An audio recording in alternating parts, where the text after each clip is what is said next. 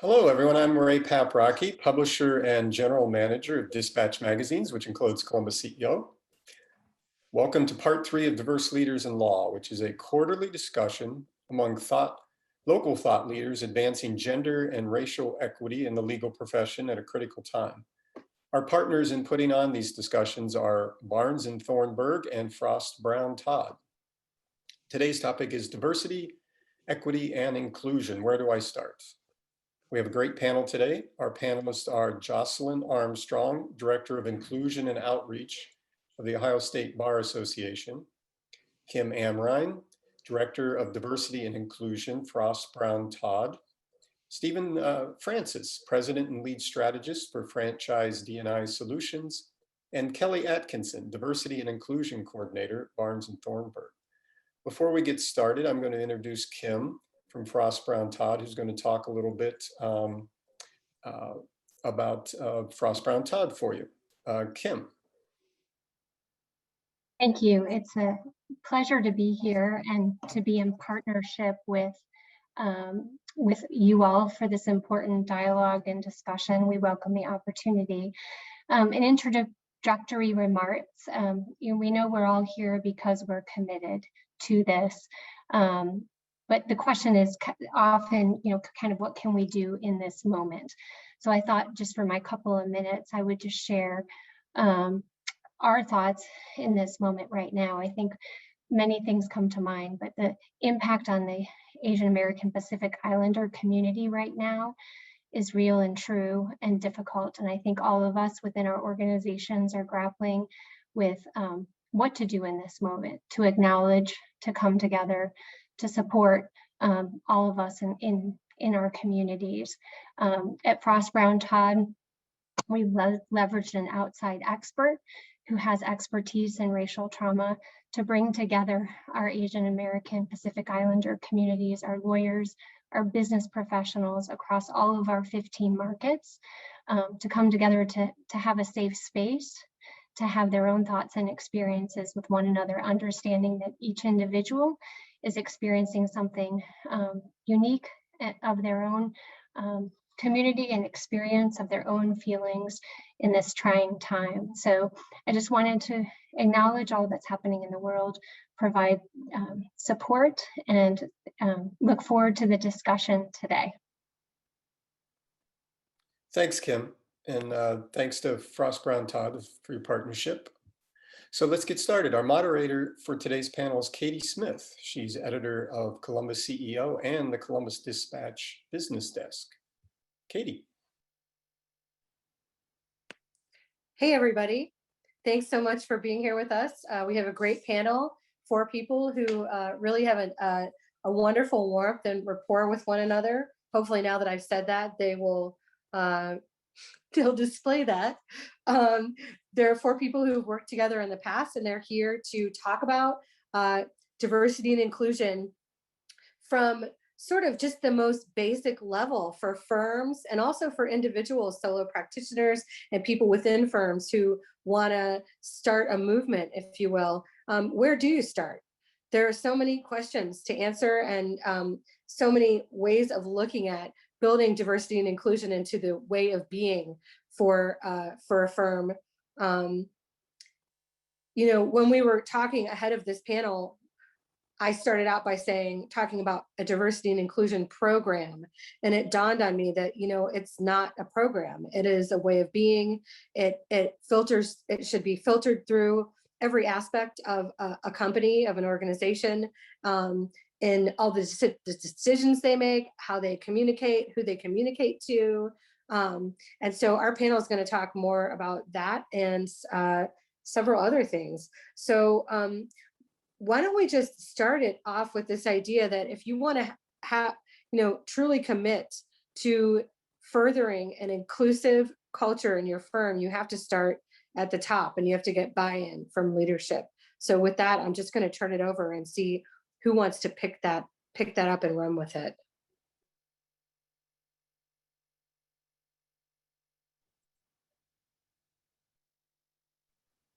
Since it's so quiet and my name is first alphabetically, I'll go ahead and jump in.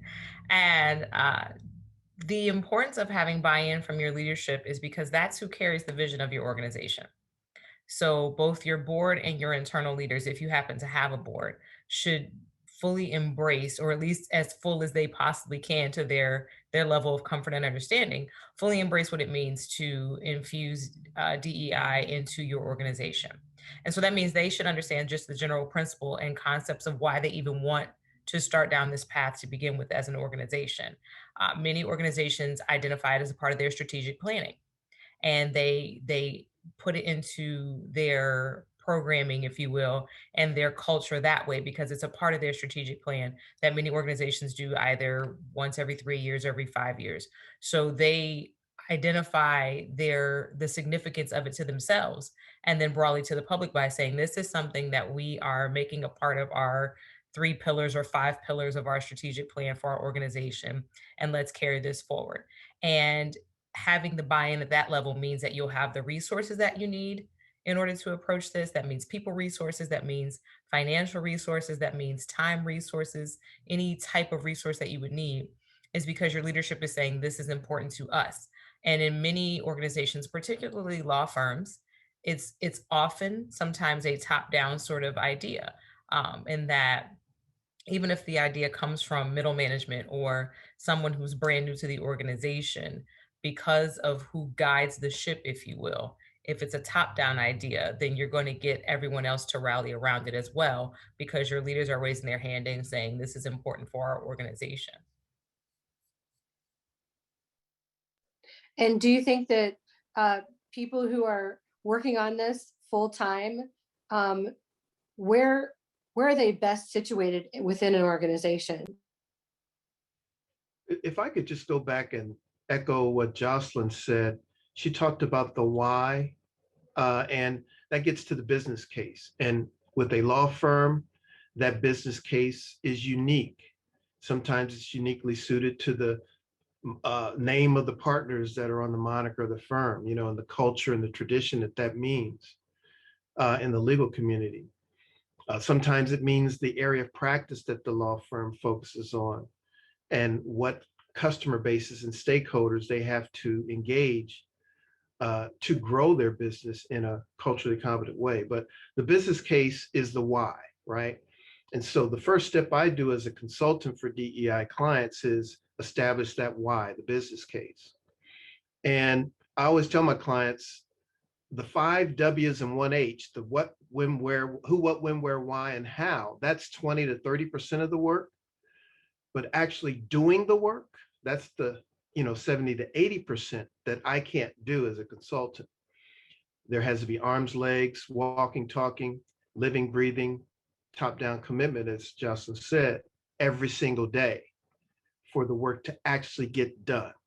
So I'm the planner, but you can't plan without action. And so that's that 70 to 80%. And yes, said perfectly. I mean, building on it, often we hear discussions of very senior level leaders being supportive of DE&I, but it's about being more than supportive. It's about being truly engaged in the work and being engaged on a daily basis. So that's comfortable speaking to it, driving change within your teams.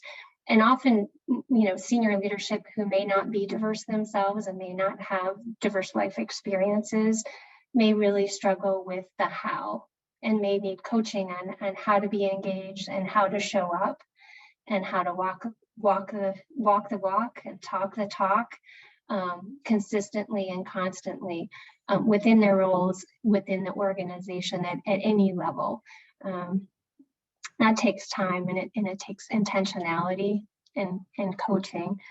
I agree it does have to start at the tippy top. So to Katy's question, I think I'm a firm believer that for this truly to have a powerful impact, whoever's doing the full-time DEI work within the organization should be a direct report to the CEO or senior most leader within the organization. I think oftentimes when you see it as an arm of HR or at a different level of the organization, over time, I think it's difficult to have as big of an impact as quickly and intentionally, because you don't know everything that's happening at the top level within the organization, sometimes behind closed doors. Sometimes it's even what's not published, but is in the works that you have to know to be in concert with. And Kim, you're a benchmark example of how firms should approach staffing diversity leadership within the firm. And we've talked about this before. It's impractical and probably recipe for failure to have a diverse lawyer in most cases, or a lawyer lead diversity within the firm, because they've got a busy practice that they've got to bill hours for, right? And so the thing that suffers in that is, guess what? The DEI work. Because they're going to make those billable hours. And so I think Jocelyn talked about making those billable hours include their DEI work. But nonetheless, I think that you have to have a diversity professional that's not practicing law within the firm to lead those efforts, because it takes 24/7, 365 focus. And I'll give you another example of what I saw a firm do. And this was years ago. And this is the business case. They announced 4 new Hispanic associates, and one I think was a partner joining their firm. And they weren't bashful about saying, they weren't patronizing, but they were very specific in saying, we want these Hispanic lawyers to join our firm because we want to engage the Hispanic, commercial and business community in helping their legal needs, right? So these emerging populations that are more and more diverse and have more and more of the buying power are what firms need to be sensitive to. And so I gave big kudos to the firm that hired those 4 Hispanic new associates and a partner, because they understood the cultural competence needed. And that was their business case to get their return on their investment.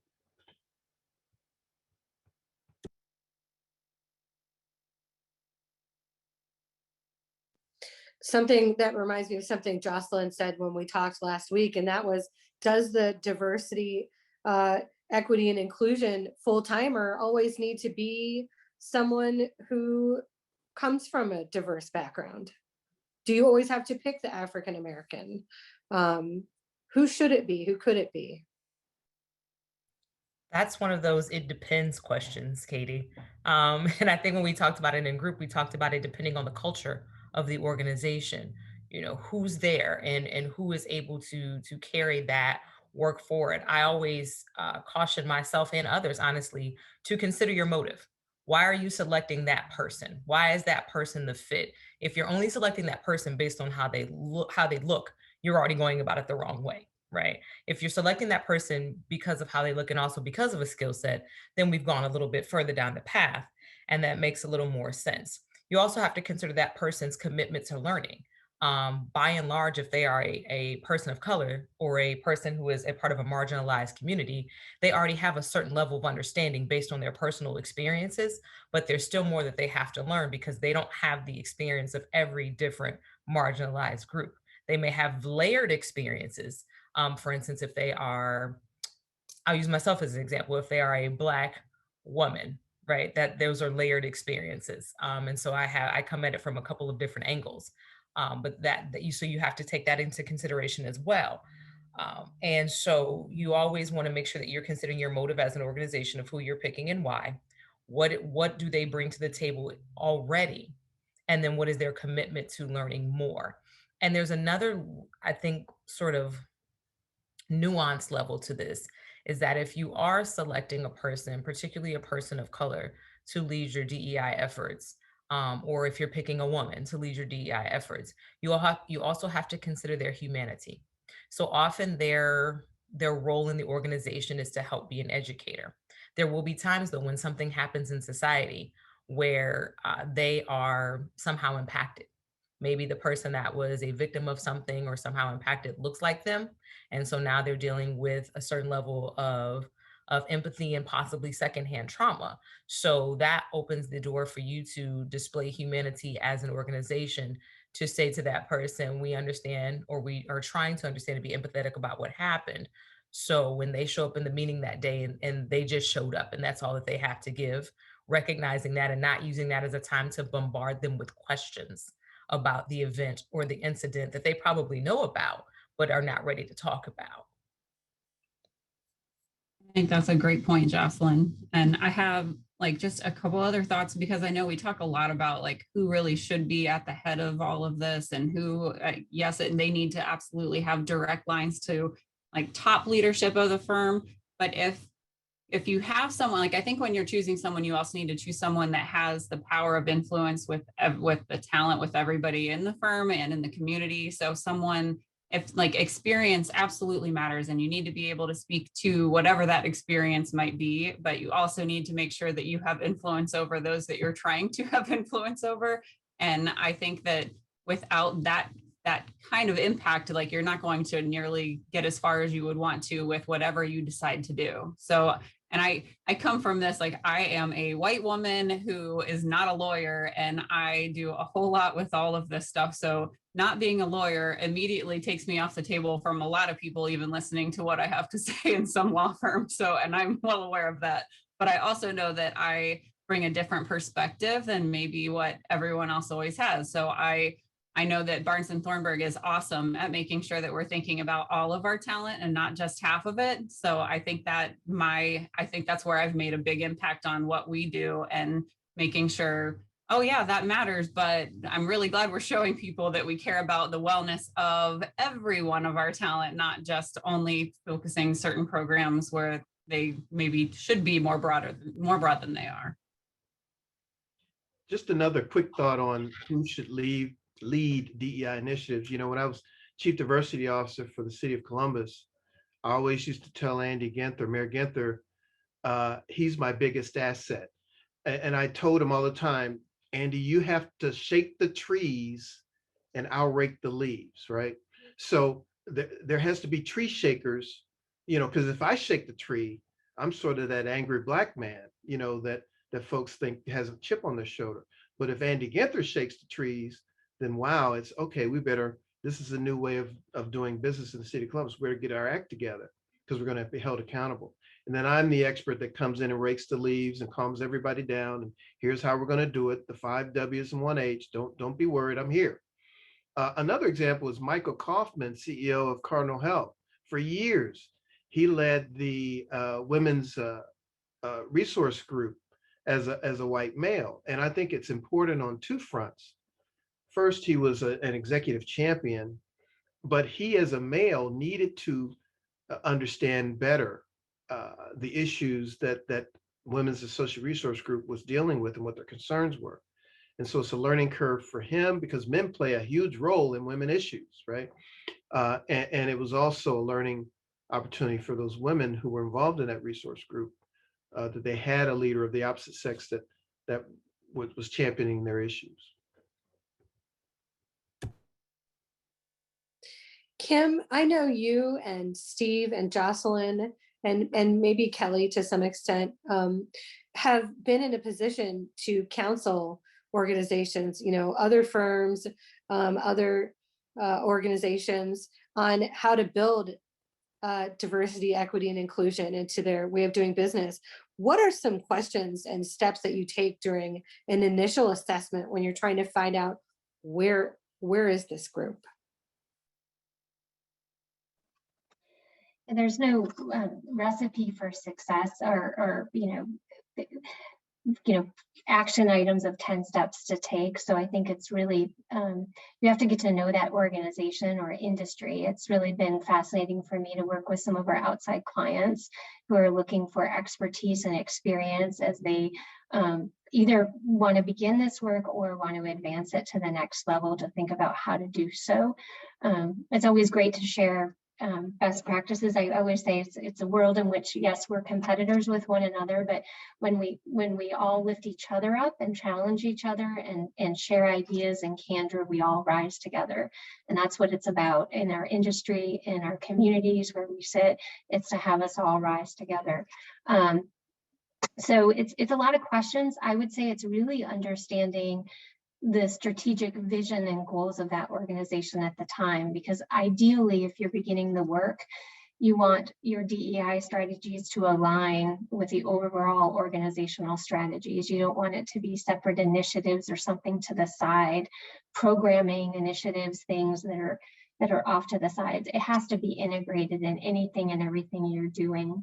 I'm also kind of taking an assessment of questions of data and talent. Are there challenges with retention of underrepresented groups within the organization? How does it look at the top? How are they building their teams and doing businesses? How are they thinking about it? Often in law, we think about DEI efforts focused on attorneys, but what about the business professionals? How are they included in your DE&I work? How are they engaged in that work? And how is it valued within the organization? Because if it's not valued and compensated for, it's a challenge, because we all have jobs to do within the organization. Each of us have plenty to do in a given day. So it's asking a lot of questions. It's building trust to get real candor. Usually when I do an assessment, I try and have one-on-one discussions with a decent set of folks at different levels and different perspectives to build trust and ask for candor, and then provide an assessment with those themes to make recommendations that are specific to that organization for low-hanging fruit, and as well as mid-level and long-term big goals that should be attainable, but are also consistent with what the organization is doing. Kim Yeah. raises a great. Oh, go ahead. I'm sorry, Stephen. Kim raises a great point though about the specificity for each organization and considering what you already have existing and how do you use those resources to, one, again, address the low-hanging fruit. What are the very simple things that you can do no matter the size of your organization? How can you become more aware both as individuals and then as a collective? And then what are your stretch goals? How are you going to take more bold steps towards something else? Is something to be considered. And those things will look differently. If you're a 2-person organization or a 200-person organization, you're not going to approach it the same way. You don't have the same needs, nor do you have the same resources. So it is important, certainly, to look at things that are fit for the organization. And what does it look like? There was a firm that I know of that they were founded by a Hispanic family. And so by and large, a lot of their attorneys and employees were of Hispanic and Latino descent. And so when they started talking about what it meant to diversify their firm, they started looking at people of different ethnicities. They started considering how they could hire more women. So for them, it was a different approach, but something that they were very serious about. And they were not a very large firm. So they had to do their hiring on a scalable way that would not set them up to fail.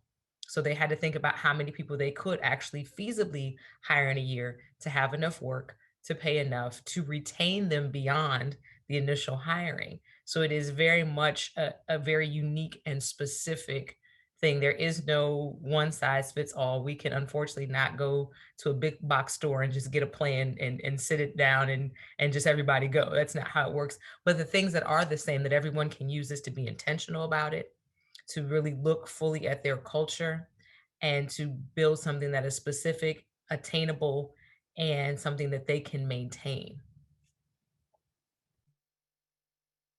Yeah, just to add to that, assessments are baselines, right? You try to get the baseline, and everybody's baseline is different because the culture, as has been said, from organization to organization is unique and different. So Barnes Thornburg is different than Frost Brown Todd, is different than Porter Wright Morris Arthur, etc. So with that culture as a backdrop, our firm always starts with an organizational baseline assessment that really gets to the culture, mission, vision, values, and philosophies of the organization. And that gives me that backdrop I need to engage in that DEI assessment or appraisal.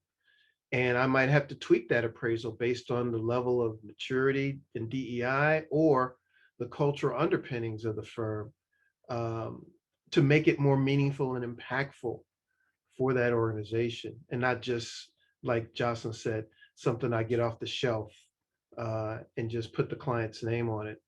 That's not going to win for anybody.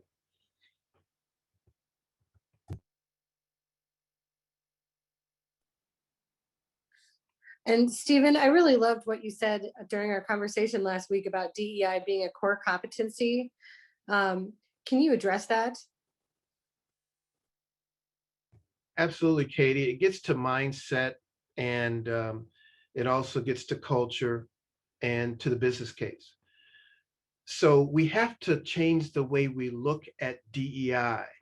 Sometimes when somebody like me comes in, the DEI consultant, kinds of flags are raised. Oh, what did we do wrong? We're being punished. Or did we get a lawsuit filed? Or, did somebody, get fired because of something inappropriate? Or was the N word used, et cetera, et cetera? No, diversity, equity, and inclusion is a core competency and a critical success factor. All those buzzwords that we use in our annual performance reviews that we're all used to having. Just like you had a list of critical success factors in that PPR review, you should have DEI as a part of that so that it does get, again, integrated into the organizational operational imperative. And then we start changing the way we think about DEI. It's a core competency that every professional needs to do their job better. And as the world diversifies, and as we get more complex as a society, as we get more virtual as a society, the world, I used to train people and say, hey, you're a global leader if you have this, right? Because this is the world. And so with the world and its diversity at our fingertips, we have to understand the value, and we have to get back past the idea that it's a compliance-driven thing versus a good business imperative thing to do.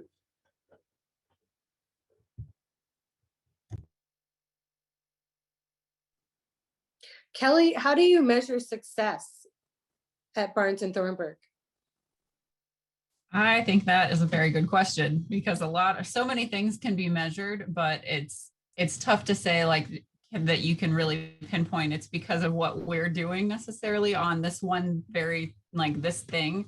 We actually just launched an engagement survey firm-wide, and I think that is going to give us one way to measure just like where our people are across the board, and we'll do that over time. So we'll do the same assessment every couple months, every 3 months or so, and see how does that change based on all the different things that we're trying to accomplish. And were you going to say something? What are you asking them in that survey? All kinds of stuff, but we actually, we used a partner to do that. So it's very science-based and not us just creating questions that we think might be helpful. And it's evaluating across 17 different engagement drivers. So it's not just a diversity, equity, and inclusion survey. This is a firm-wide thing for all kinds of purposes, but it absolutely speaks to that. And it shows on a huge part that we care. And I'm thinking it'll have a lot of value when people see that we're actually doing a lot with the feedback, and we wanted them to take the time to do it. And I think that's one way to do it. I think retention rates are a huge measure that you can say, like, whether you have an inclusive culture and you are making sure that you're making everyone feel like they belong. If they don't, they're out. So if you're spending all kinds of money always trying to get the new person in, that's a measure that would say that you're not successful. So not spending that money absolutely shows success, I think. I also think like a lot of people just go right to what programs are you having, and oh, we have this many programs. I don't look at that as a measure of success at all. So personally, I do think that making sure that you're paying attention shows that you're clued into who your people are, and the fact that you will offer certain things that are needed by people, that shows that you care. When people show up, I think that's maybe a measure, like then you're absolutely meeting needs that people have within the organization, but not just, okay, we had training, check that box, move on. Like that's not the way that we really look at things. So I think talking to your people and making sure that you're doing the things that they feel like you need, and you're meeting community needs and showing up where I love that so many people will come and ask me questions about things. They're like, oh, I saw that you wrote this article for the Association of Legal Administrators, so I wanted to ask for something. I'm like, that shows, okay, maybe we're at least putting ourselves in the right places to reach people that need to have that content and need that stuff. So programs like this, Katy, this is success to me. When people show up and they want to hear more, I look at it that way. And thinking about surveys, and I know this is, the $1 million question, right? how do you create a culture of trust where people feel like they can be honest when they're answering those surveys?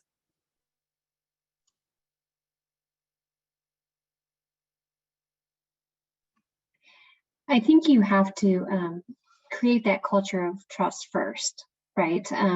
So we have an internal survey we do. It's actually specifically for our DEI work, and it's tied to our vision statement. And we did do it ourselves, to be honest with you. I didn't know if we were going to get that transparency and folks were going to feel comfortable answering honestly.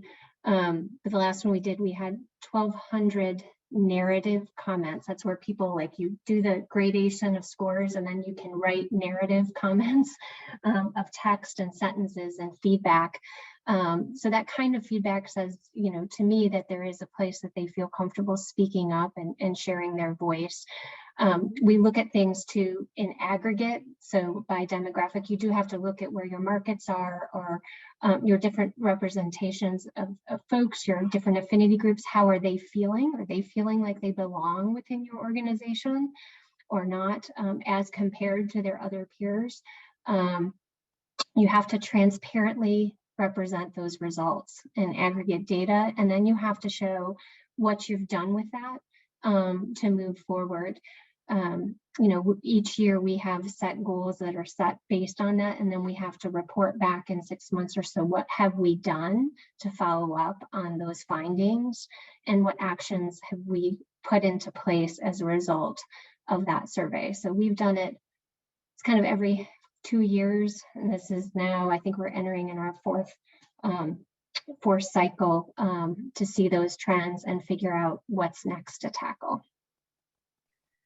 Katy, some of that comes too in the everyday interactions, just beyond the survey and the data. So who speaks up in meetings? Whose ideas are accepted and lauded and listened to? Does everyone have a chance to speak up in meetings? How is feedback handled? And that's feedback in all directions, from managers to team members and from team members to managers. How do you respond when someone even gives you some constructive feedback, something that makes you feel a little uncomfortable, but is probably an opportunity for you to grow, be it again as a named leader in the organization or someone on the team? So a lot of that comes in the everyday interactions. How do you respond when people show up to work with a particular hairstyle or a certain color outfit? These very small things that we often overlook. Who gets invited to what meetings? What kind of food are you ordering at meetings? Those are all things that help people feel comfortable and they feel like they can trust what's happening in the organization. How, as Kim mentioned about being open, how open are conversations really? Now, everything does not have to be an open door conversation for everyone in the organization, because sometimes one that makes decision-making too long, but also it's not a part of everyone's role to make a decision on everything. But when it's time to get team input from the large group of people, how is that handled? Are some people always the ones that you go to for feedback and other people ignored? People respond to those kinds of things. So you build that trust through those everyday interactions. And so then I know that I am such a shy person, and I bet that it would surprise everyone, right? Of course, I don't give feedback to anyone ever. No, I'm joking. But I feel comfortable enough to say the things that need to be said, because when I do speak up, it's well received, even if I don't get, you know, widespread agreement and applause.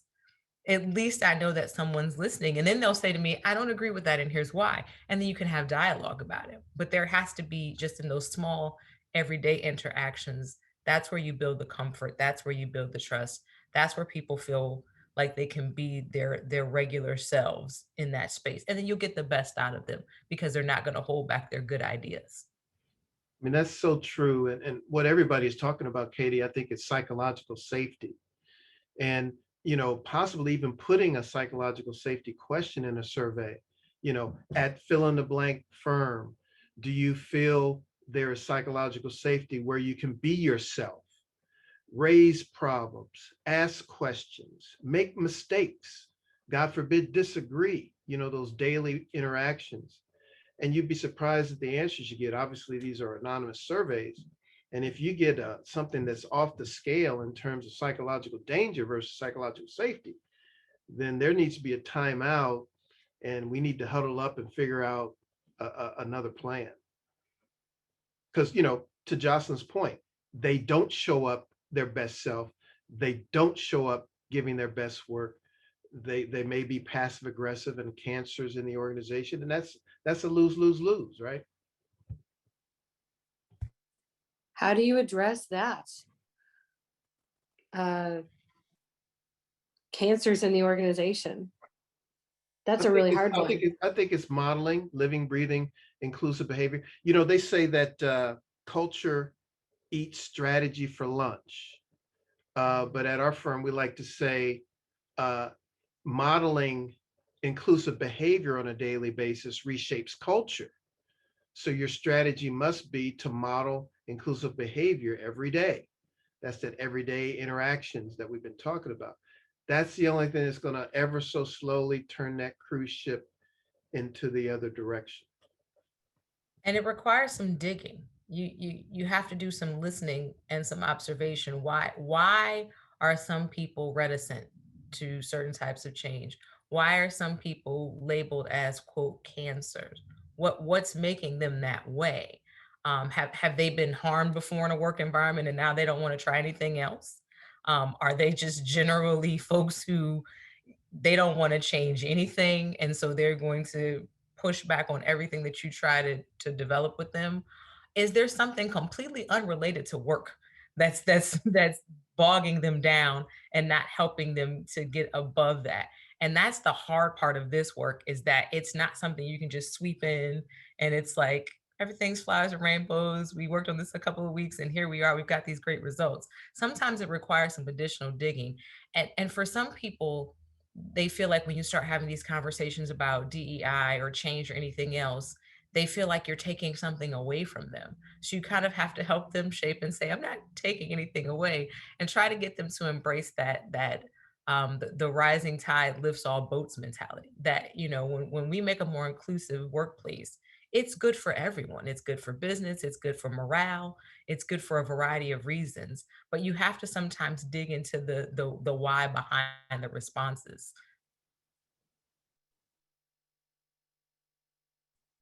And I think we need to hold people accountable to good behavior, and law firms are not always awesome at that. So I think that that's a big piece of it. I've pushed Bill. I know that he loves it so much when I push on something that he doesn't think is always worth it right away, but that we have a culture commitment for our office, and even just establishing like these are basically norms. Like this is what is acceptable. This is how we behave here. And it's like, should it be a given and not need to be written down? Yes, but is it? I don't know. And I love that because I've had so many questions when I've interviewed, especially like students, like for law students ask this question, I swear, every single time, like, what's the culture like in your office? Or how is it really? I'm like, what do people tell you when you ask this question? Like, are you really getting truth from this? Because I can tell you what you want to hear, and that's what I'm going to do because I'm trying to recruit you.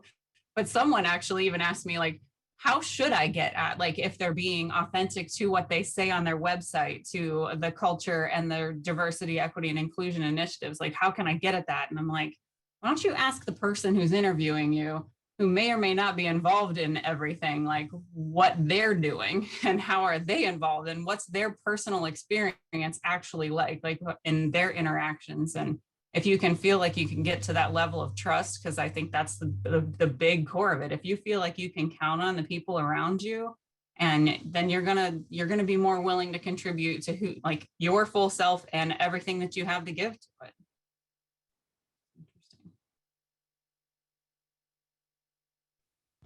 Kelly, I'm going to ask you for a copy of your culture commitment. I think that's a great idea. See, Bill?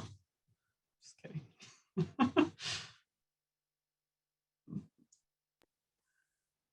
What happens if you go ahead and take the job when you didn't get the greatest vibe from the person that was interviewing you, and you're in this organization and you really want to make a difference? You want to find one or two people who are like-minded, like-hearted, and inspire them and model inclusive behavior on your own. What do you do? Why did you take the job in the first place if you already got a bad vibe? Well, we all need jobs. Well, I think we all think we need jobs, but you know what I'm saying. I hear you. Well, I'm let just, me approach that this way, sort of in line with the culture commitment that Kelly talked about. I challenge my clients in that organizational assessment process. I ask them a question off of the careers page or the jobs page. And it always has those flowery statements that makes the company sound like it's the greatest place to work in the world. And so I asked them, if you read that statement to all of your employees, would each and every one of them agree? And invariably, the answer is no, not all. So my teaching there is the goal, the aspirational goal is that culture commitment to live up to that lofty, flowery statement.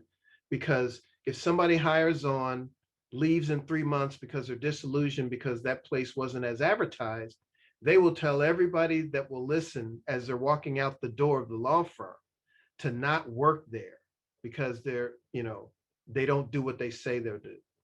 And so that's the negative reaction to those flowery statements. You have to be ready to live up to them. And that's the modeling, living, breathing, walking, talking daily that changes the culture. I think the other thing too is that especially if you're the new person in the organization, you have to look around and see what's going on. You have to observe what's happening around you and what that culture really is. Then in that way, you'll start to identify people who will walk this path with you. And once you identify those folks, you have to do some self-work.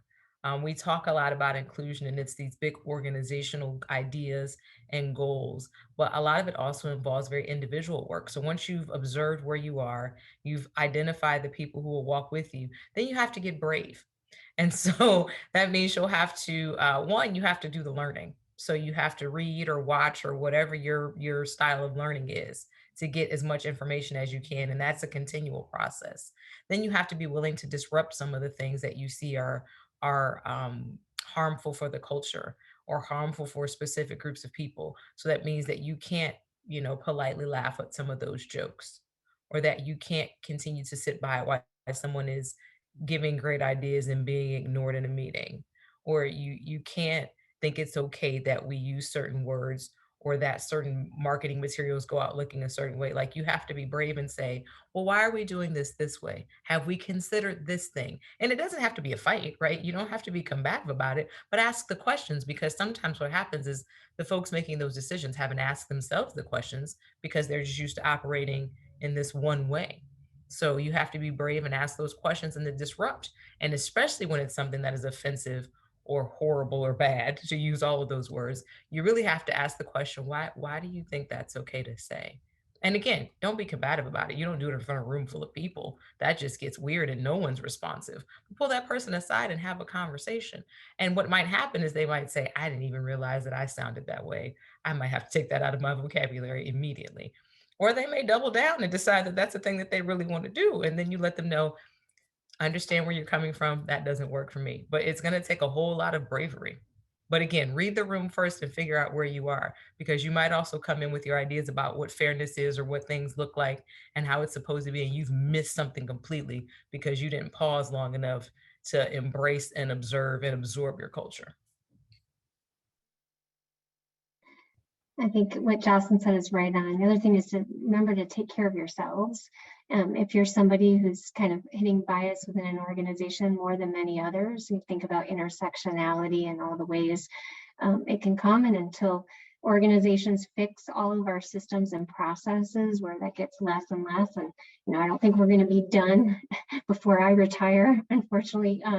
Be sure that you're intentional and take care of each of your, take care of yourselves, find relationships of trust and mentors, people you can shut the door and let it all out and be your true self, and know that, you're not risking anything there, that you can confide in, who also have a voice to be a partner in change. It is a journey. We were talking about this last week. It's not a sprint, it's a marathon. It takes so much perseverance and patience and resilience, but continued passion. And it is so rewarding when you're able to make a difference. But sometimes you got to pause and breathe too, and make sure that you're getting your own fresh air. And that's so difficult too, because everyone has a different experience. The way that people talk to me and treat me is going to be completely different than the way they do to someone else. And so you can tell other people in your organization, like, hey, I'm having this experience. And how many times are they going to come back and say, we don't see that? It's really difficult. So you're right. It does take so much courage and a lot of just tact, diplomacy, and being steadfast. I want to say a little bit about courage, and I might be going out of bounds by saying this, but just the recent statements made by corporations based on what's going on down in Georgia. You know, law firms represent these corporations, and it took courage for them to speak out publicly against what they felt to be counter social justice issues. And sometimes law firms have to be as courageous, you know, in how they represent clients, who they represent, and what those clients stand for, because employees are very focused on social justice issues. And that buys directly into the culture, the drawing the line in the sand in terms of what people stand for. You know, Martin Luther King said, if you don't stand for something, you'll fall for anything, right? So I think that has to be true in terms of how the organizations that we work for view these social justice issues.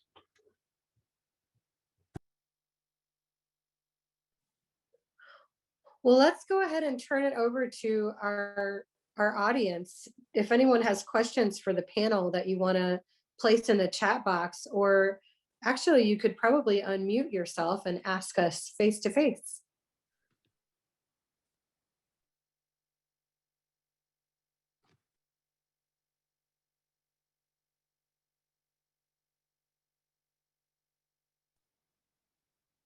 Hearing none, I'll turn it over to Bill Nolan with a final question for today. All right, thank you, Katie and Ray. We very pleased to do this with CEO Magazine, and which is great to work with and to create with, which is not something we see a lot from business media outlets. So we appreciate that partnership and appreciate this dialogue. And I think, you know, one of the things certainly, you know, I've learned from Kelly, and, you know, I hear in other people's comments, including just Jocelyn recently, you know, just sort of the individual nature of diversity inclusion, you know, person by person. And, you know, sometimes that's sort of more important than the big programs and the big training and what have you. And I think, you know, Kelly's heard me say this a million times, but, you know, I think there's sort of a partially untapped group of people who want to be helpful, not sure how to be helpful. And, you know, we need to start them along their way. So when we talk about getting started, you can talk about it as an organization, but you also can, you know, talk about it as individuals as well. So I would just, you know, ask the panelists for sort of pointers for people, for attendees, and then see, you know, people I see from firms, in-house, nonprofits, all sorts of things. But, you know, when you know, how do you find those people and sort of get them started? The ones who they're not ready to be the leaders, but they're ready to come along with you and be positive. I think Jocelyn made an important point earlier, which is learning and educating yourself, and whatever is your way of, you like movies, Netflix, books, speakers, TED Talks.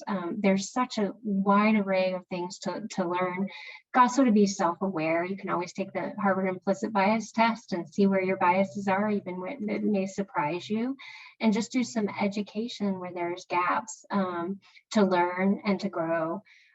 Be willing to make mistakes, but as you said, Bill, to understand that everybody's different and has their own goals. So Internally, we have 32 leaders at various levels within our organization with an individual tailored DEI scorecard, because each leader has different teams. They have different superpowers that they bring as a leader, as well as different goals to achieve that. So you have to meet folks where they are, but also, move in the right direction, because as an entire entity or group, you can't have a more inclusive culture unless everybody's taking a step in the right direction together. Another thing too is echoing Kim with reading and watching and what all that means. Documentaries are fun, movies are fun. I also I'm a museum nerd, and I do like festivals sometimes. And I know we haven't had a lot of the latter based upon the time that we're living in, but those are also really good ways to learn. One, they're fun. Two, with the museums, you get a historical perspective. With festivals, you get history and current things, and people are a lot more open. They're eating, and there's music, and there's this sort of party atmosphere almost, and that gives you an opportunity just to kind of learn and observe and absorb other cultures. And then consider your own like individual spaces in life and your lenses. How are you showing up in society? What ways do you show up that are different and similar to other people? And then consider that if I am this one person and I have these 7 different things that I identify as that are very important to me, that means that every person that I encounter has more than what I see about them. How do I get culturally curious? How do I respectfully inquire about who they are and how they show up in society? How can I use that as a way to, one, identify how we're similar, but also celebrate how we're different?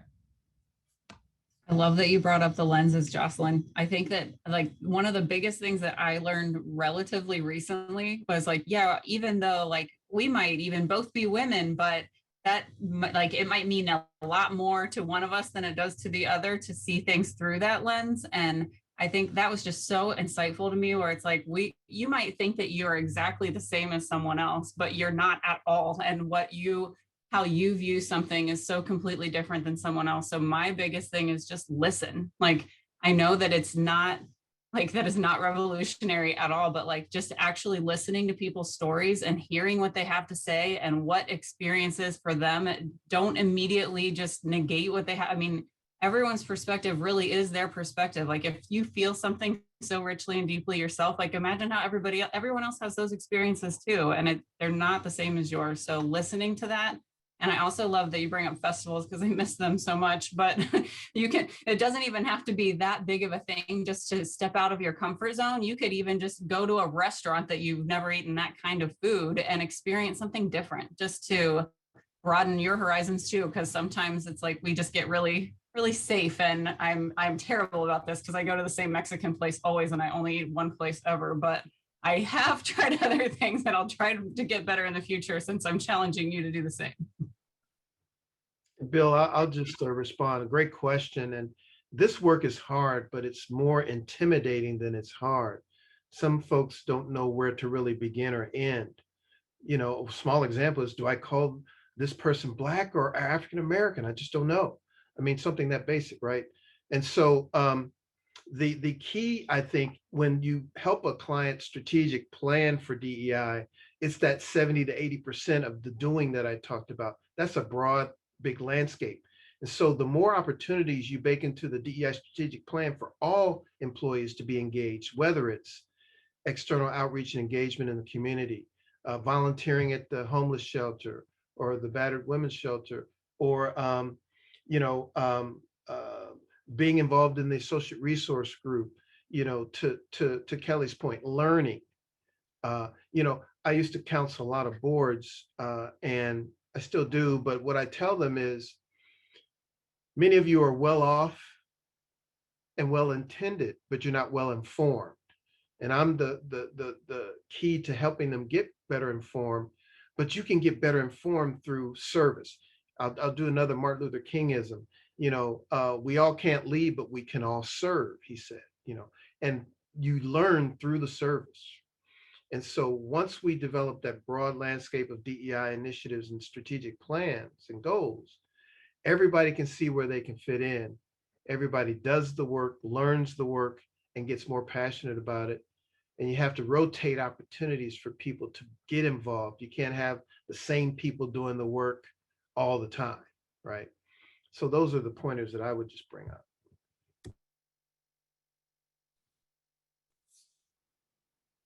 Great. We're going to send it back to Bill, who's going to tell us a little about Barnes and Thornburg. And thank you so much to our panelists for a great conversation. Oh, that sort of was my telling you about Barnes and Thornburg, asking the questions. So no, we just appreciate everybody joining and the input and to be a part of it. So who closes us down, me or Ray or Katy? That would be Ray.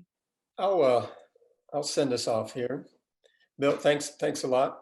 And again, to all our sponsors, Barnes and Thornburg, for us, Brown and Todd. This is our third part. We got one more to go for this set of webinars. It's been very informative. I think it's been a great partnership. We're very interested in continuing because it's important work. I want to thank everyone who attended today's session. We hope you walk away with some things to think about and actually act on. I also want to thank our panelists for their insights and sharing their stories, which is important for us to hear. And just as a reminder, remember to check out the print version of today's panel discussion in the May issue of Columbus CEO. So I want to say thanks and take care, and we'll see you at the next one.